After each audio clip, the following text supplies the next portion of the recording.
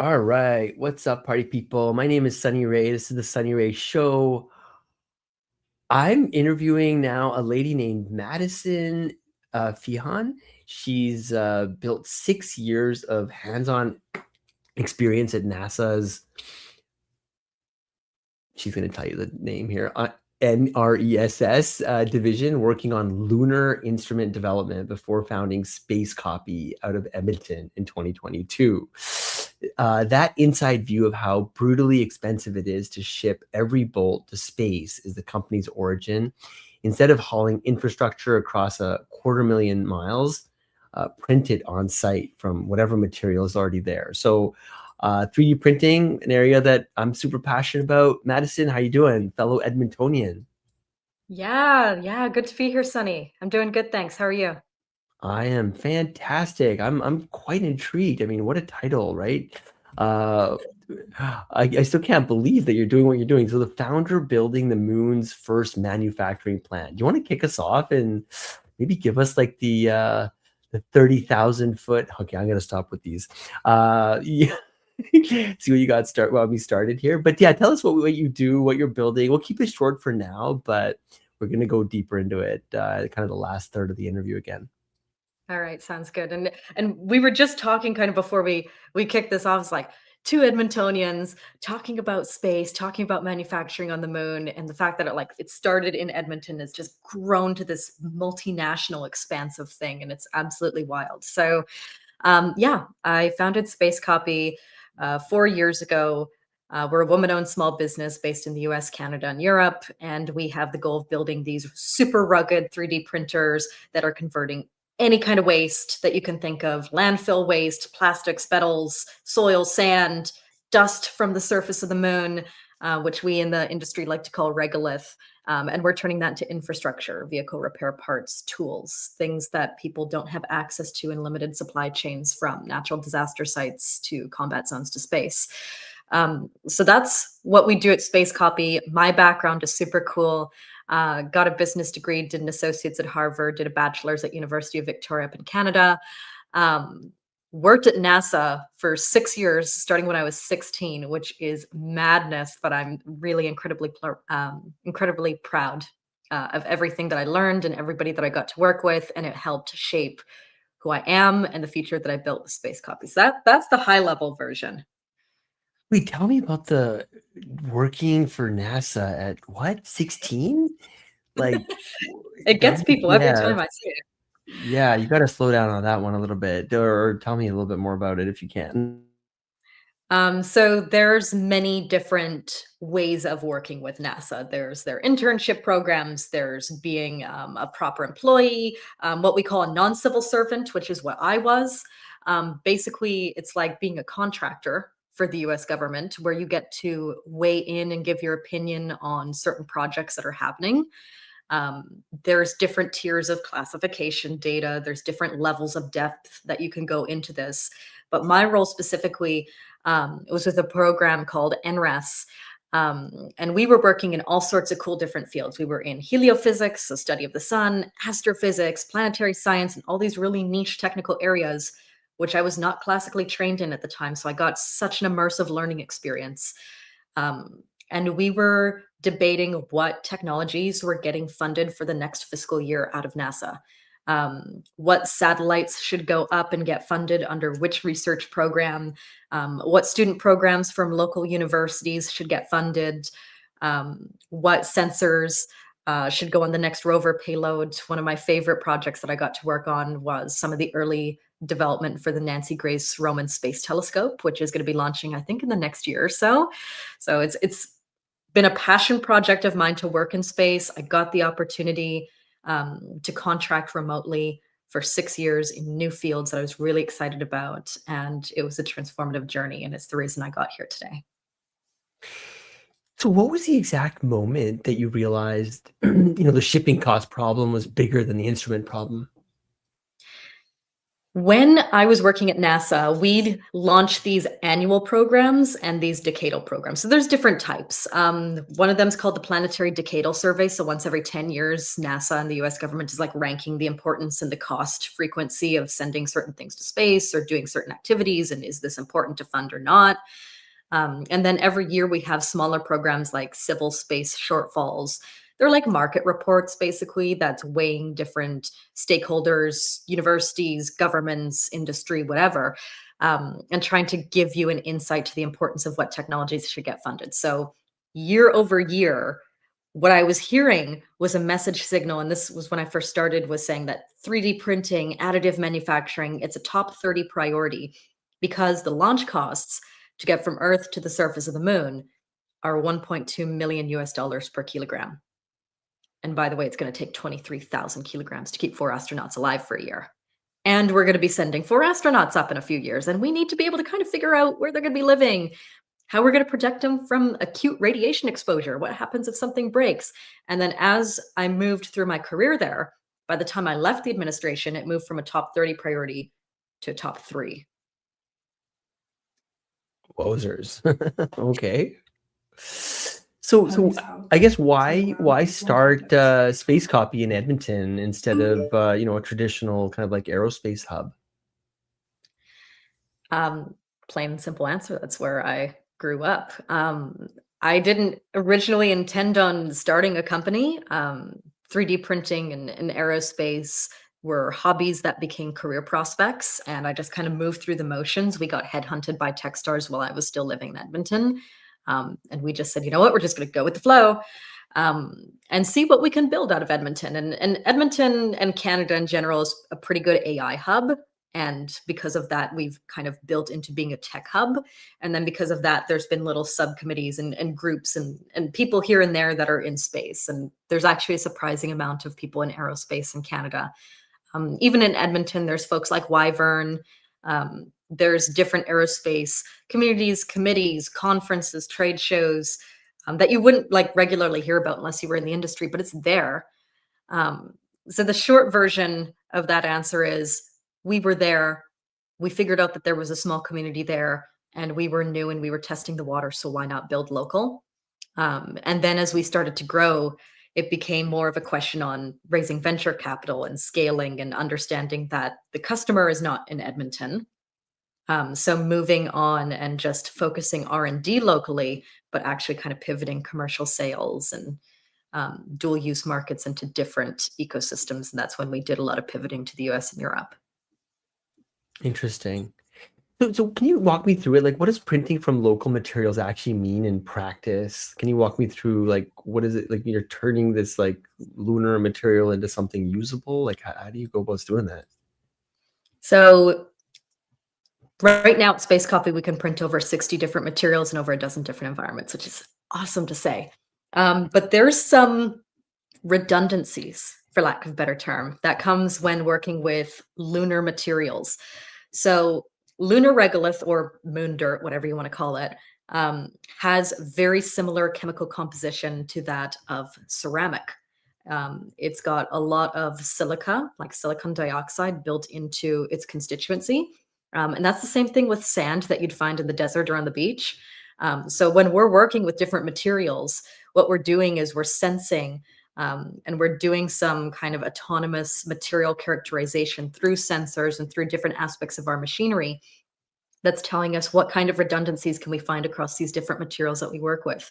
Trace metals, high amounts of silica. Okay, it's going to behave like a high temperature ceramic. So we need to 3D print it at this temperature range because this is what we would find in a standard lab condition if we were using regular 3D printing materials. And that's kind of the essence of it. You got to treat it like a delicate thing. We've done different mixes and matches where we were just using lunar soil and 3D printing parts with it, which worked. We've got some of the most incredible state of the art in the field, but some of it's brittle. So we looked into composites and reinforcements and other things to make it strong and highly durable for long-term use in space and other ecosystems. So treat it like something that you can get in a lab, but understand that there's going to be unknown factors and then try to plan around that. And that's kind of the workflow that we follow. And you also print from recycled scrap on Earth too, right? So what non-space application convinced you this was a real business? I heard a lot of people talk about waste to value. So, being from Alberta, oil and gas, mining, particularly some of the communities that I grew up around, like Jasper and Fort McMurray, they were affected by wildfires, floods, all sorts of different things. Um, we were hearing these demand signals from people locally and then more globally. Um, let's take mining, for example. So, that's kind of a new industry that we've been foraying into in the past year or so. Mine tailings are made up of a whole bunch of different slag and scrap that couldn't be used into like processable ores in the mining industry. And what happens with it? It ends up in landfills or it ends up in waterways.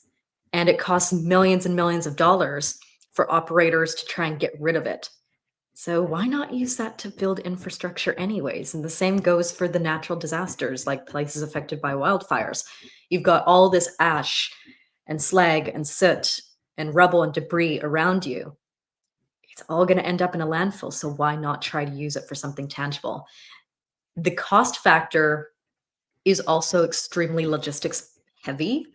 Right now, it's like 10,000 US dollars per kilogram to get stuff into remote environments on Earth. So not nearly as crazy as the 1.2 million for space number, but $10,000 per kilo is a lot when you're thinking about thousands of pounds and tons of equipment and materials that need to go into building communities and sustaining people. So yeah, that's kind of the demand signals that we were hearing, and it metastasized as we tried to dive into it and have voice to customer interviews with people and say, if you had a different option, what would that look like? Cool, cool. So what did winning the Buzz Aldrin Foundation Award change for the company practically?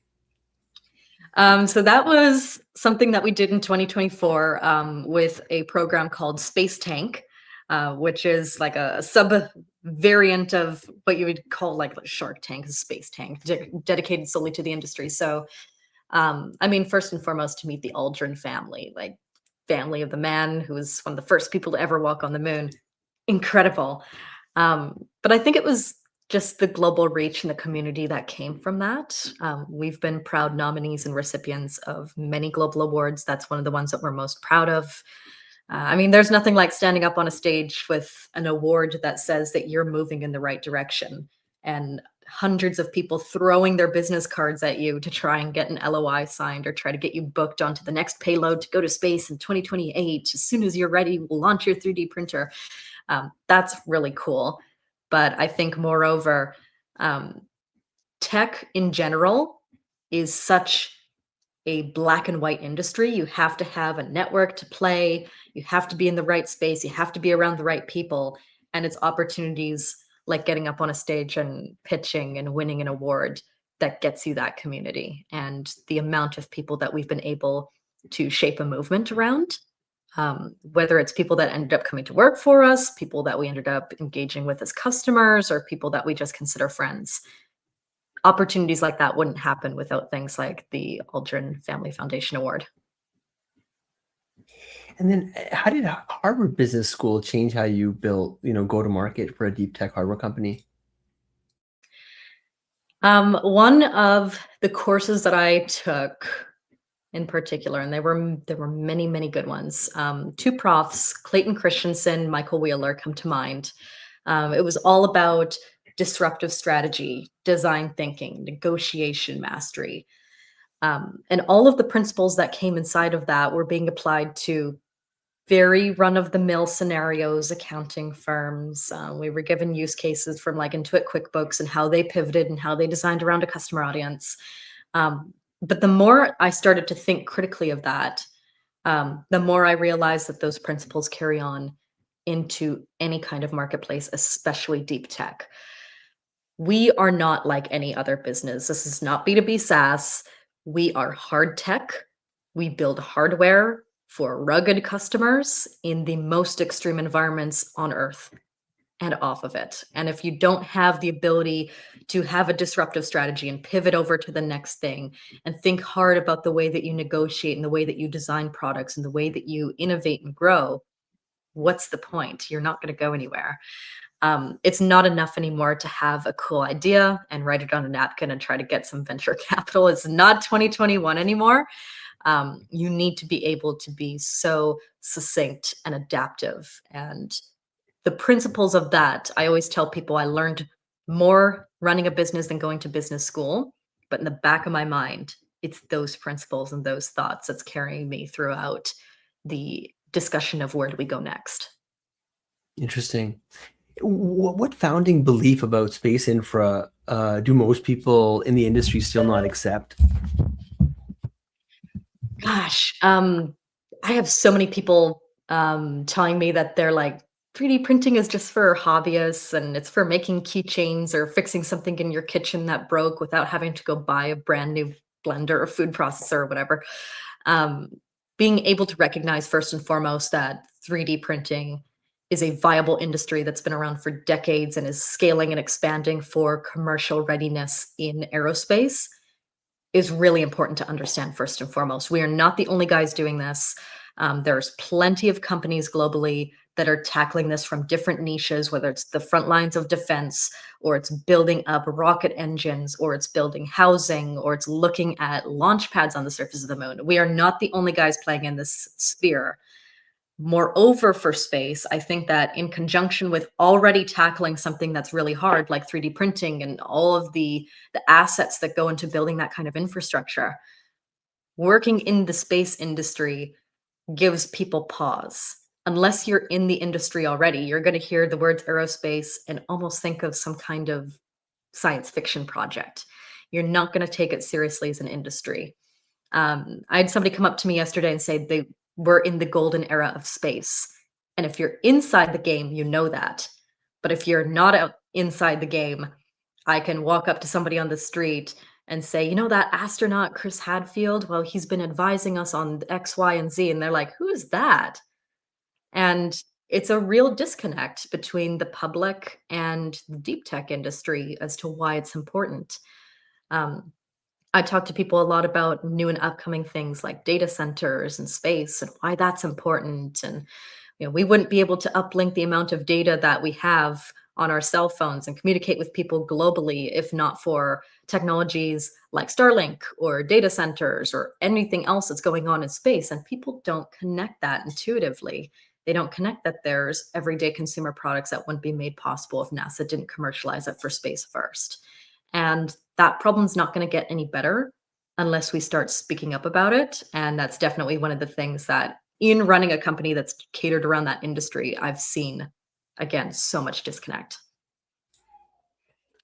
Cool. So maybe let's switch gears a little bit. I was going to ask you, so what's the hardest engineering problem in Eris and Luminar that almost nobody outside the company appreciates? Oh, jeez. You're telling me this a month before we launch at NASA Marshall Space Flight Center. Um, that in itself has been a mad show and in the best possible way. We learned so much, we've grown so much, we've understood so many different inferences about little tiny things that you have to do in order to make it work. Um, Engineering problems. So we're doing material processing and trying to diagnose and characterize what materials that we're working with. Then we're turning it into an actual feedstock for 3D printing. Then we're printing the infrastructure. And all of that's happening first and foremost autonomously, because unless you're a systems engineer or a trained technician, you're not going to know how to use all these little buttons and pieces of equipment. So we're making it simple for end users. So trying to engineer the UI around the actual function of the hardware and building layer after layer of autonomy stacked into it, that is a whole beast in itself. Secondary engineering challenge that I think can almost rival that is like the material science and like trying to combine so many different pieces of equipment together and make them all function. So you've got this one weird and wacky thing that is off gassing. It's giving you like dangerous chemicals. You have to have the right ventilation system. You have to be able to process it at just the right temperature. Oh, and by the way, that's going to be completely different from the next thing that you throw in there. So it's very touch and go. And then I was also going to ask you, so what's the most like counterintuitive thing about building hardware that has to work identically on Earth and the lunar surface? Oh, geez. There's all the common fallacies about working in space that you wouldn't think of until you're actually prepping for launch, and that is reduced gravity or even zero gravity if you're not working inside the orbit of another planetary body. The moon, for example, is 1/6 g compared to the gravity of Earth, so completely different beast. Radiation exposure, temperature extremes between day and night cycles. There's no atmosphere keeping you safe. All those little things add up. So trying to engineer around what's going to happen if you're being pelted with radiation and it's minus 200 degrees outside and your filament is floating up because it can't extrude downwards properly because where's the gravity for that?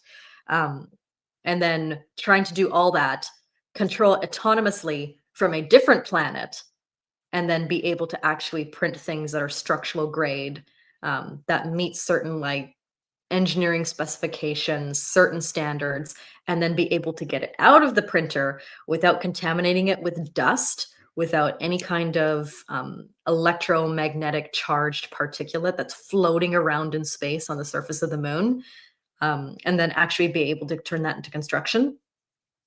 Nothing about that is easy.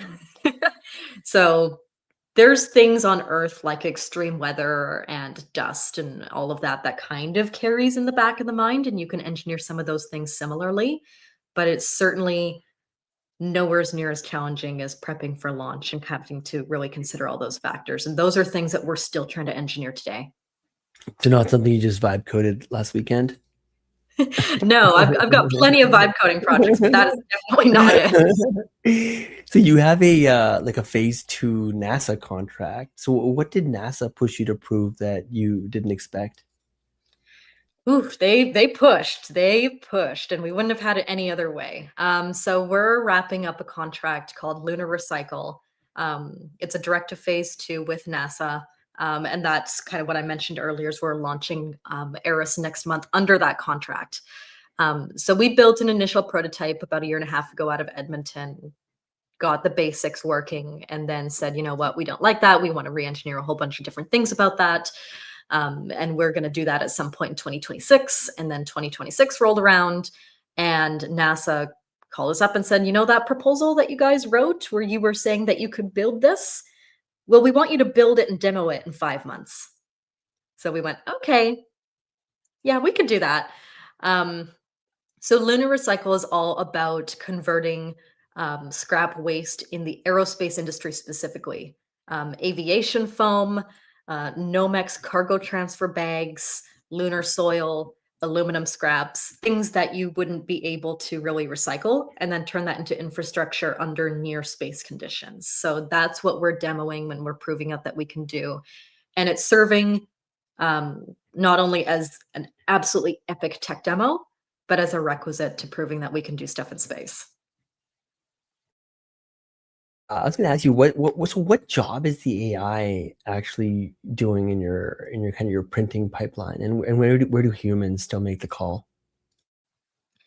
I think at the stage that we're at, there's still a little bit of ebb and flow, but where we're aiming to be is there's all these robotics and all these autonomous triggers that are going throughout the different stages of the pipeline from, again, I mentioned like materials processing and characterizing kind of like what material are we working with? What is this similar to from a huge classification of different things that the AI has been trying to recognize?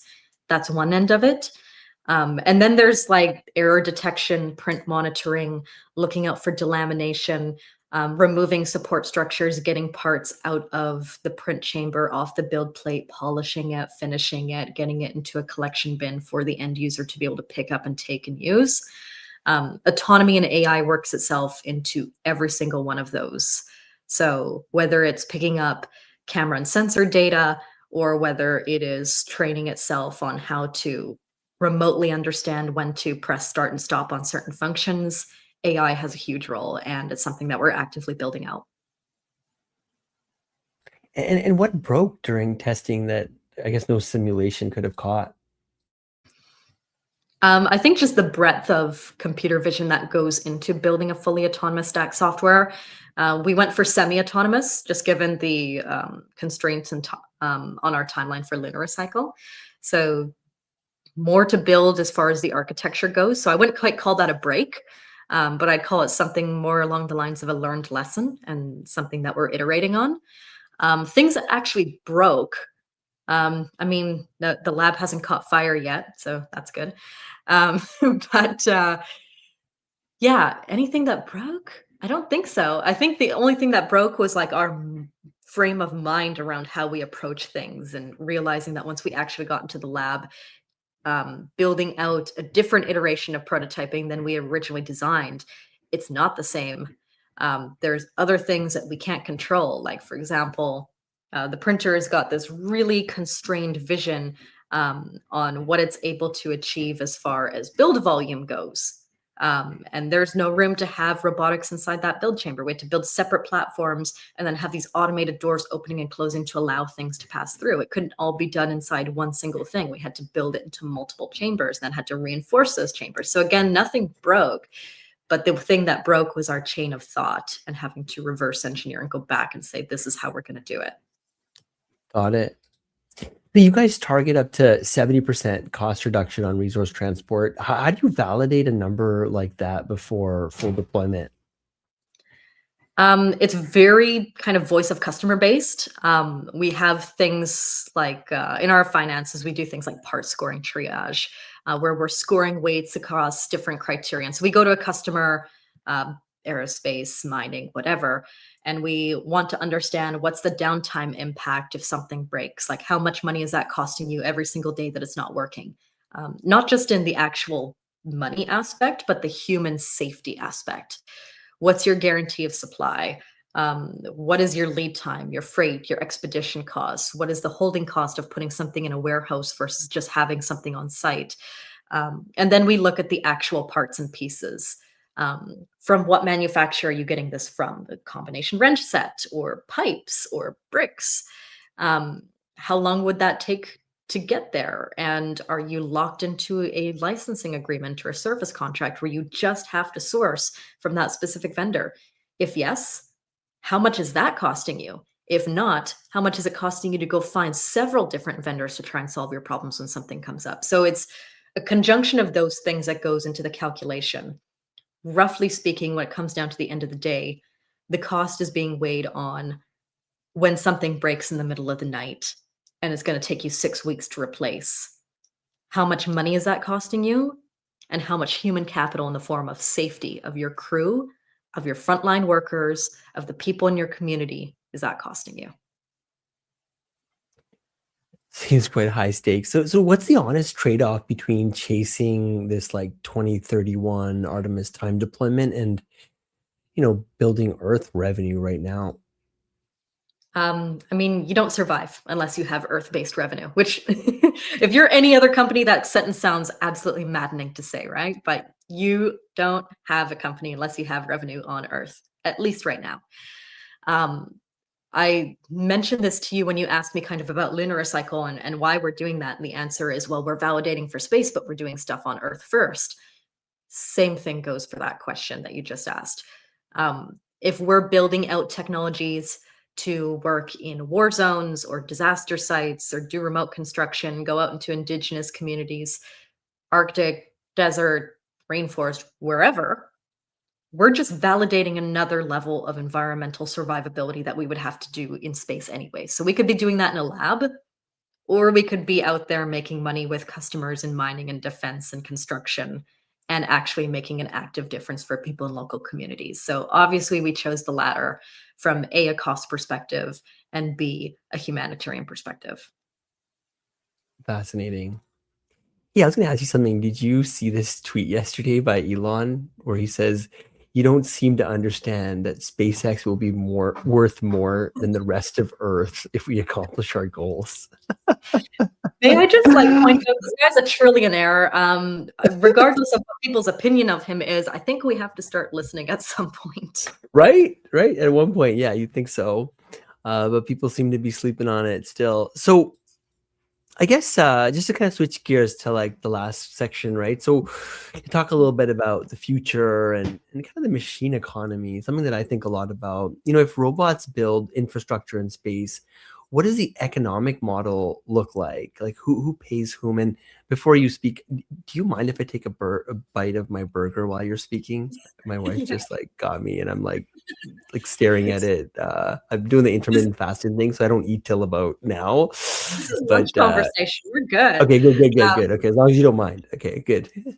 yeah, let me think about that critically because the answer is different for every customer. But the way that it gets there is somebody's got to launch it, whether it's going to be Starship and good old Elon, or it's going to be a smaller facility partner companies out there that are building landers like Intuitive Machines or iSpace. Or again, if you're not in the industry, you don't understand this, but there are dozens and dozens of companies building reusable rockets, building lander systems, building payload integration and launch systems. So we are not short of any options. And in some ways, it's a double-edged sword because the more people that end up innovating ways to get stuff to space cheaply, the less kind of logistics and supply chain cost savings we have to offer. In the next breath, environmental sustainability when it comes to space is always going to be a thing because all this waste, all this debris, satellite breaks, whatever, a rocket goes awry, things are detaching, things are floating out into space. Like, what is that doing? That is just causing debris, chaos. It's going to come back to Earth. It's going to burn up on reentry. Solid chance it hits somebody in the head while they're out in their backyard, right? There's all sorts of crazy scenarios that can come from not doing this properly. And we have kind of a stewardship and responsibility to ourselves that if we're going to go out there and spend all this money and do all this effort to try and build out a space economy, to go get the resources, to go prove that humanity can survive if God forbid something happens to Earth, whatever your motive is for going to space, we owe it to ourselves to do it responsibly. And that's kind of the mission of Space Copy. Revenue side, which was your real question. There's unit sales. I mean, we sell these things commercially. We've pre-sold 300 of them. I'm super proud of that. There's also 3D as a service. So especially for those smaller to medium companies or people that are also kind of like doubtful, want to try it out first, take it for a spin before committing to a purchase. Based off usage and material, people can rent the equipment, whether it's just the processing, just the printing, or the whole autonomous system. And then I think that there's a lot to be said in recurring revenue through being able to service clients in extreme environments, consult with them, do maintenance with them, go out and do pilot projects with them, especially as we scale. So that's something that we always think of top of mind as we're building out a more solid revenue pipeline to actually getting stuff launched. And how does Space Copy fit a machine economy where autonomous systems build and essentially maintain their own infrastructure?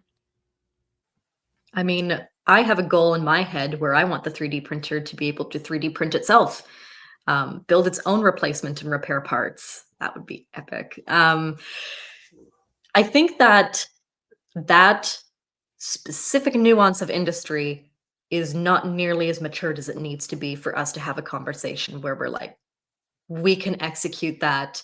We're going to be fitting into this machine economy where the printers are producing themselves. They're making baby printers. They're sending themselves out into the next environment. But I mean, the way that generative AI is working and the way that it's complementing itself through actual hardware and machinery as an industry, we're heading in that direction. I think that there's merit to what you just said, and the answer is we need to grow that industry before there's actually something really tentative that we can place to that as a pipeline. But it's something that we think about. I hope that answered that question. Yeah, I mean, no, but I just love that vision of printers building baby printers. I mean, can't say I haven't thought of that one either. Is humanity actually building permanent lunar infrastructure this decade or the next? It is going to be this decade. I Woohoo. mean, there's always kind of question around how much are we actually going to get done in the next 5 years, or God, less than that. Sorry, 4 years.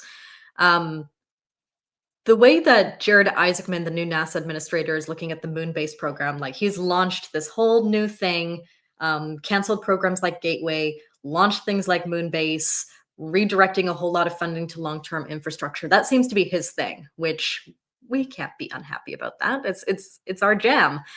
Um, this goes back to when I was working at NASA and the messaging that became really consistent over my tenure there. Um, every demand signal that we were hearing says, we're going to go to the moon, we're going to go back to the moon, we're going to build infrastructure, but we need the requisites to get it done. We can't just throw a bunch of people on the surface of the moon and hope they're okay. There's way too many dangers for that. And I think people have made strides in attempts by putting, instrumentations, rovers and sensor payloads, and trying to land landers and rockets on the surface. And honestly, not having a super huge return rate of success on that. And it's because we weren't doing that proper infrastructure planning.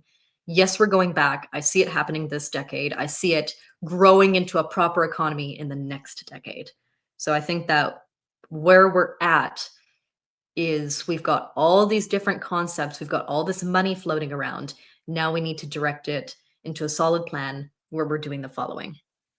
We're doing mining and prospecting so that we know where it's safe to build, where it's useful to build, where we can get power, where we can get all sorts of other things that promote the concept of why people want to go to the moon in the first place.